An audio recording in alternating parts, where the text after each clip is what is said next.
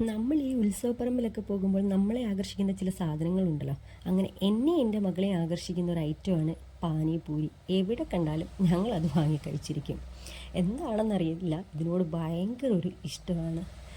Before marriage ഞാനിത് കുറേ തവണ ഉണ്ടാക്കിയിട്ടുണ്ട്. സാധാരണ ഞാൻ ഈ പൂരി ഉണ്ടാക്കാറാണ് ചെയ്യുന്നത് റവ വെച്ചിട്ട്. പക്ഷേ ഇപ്രാവശ്യം ഞാൻ പൂരി ഓൺലൈനിൽ നിന്ന് വാങ്ങിക്കുകയാണ് ചെയ്തത്. കാരണം പൂരി ഉണ്ടാക്കാനായിട്ടുള്ള സാഹചര്യം നമുക്കില്ല, നമ്മുടെ കുഞ്ഞിക്കിളി അതിനനുവദിക്കില്ല.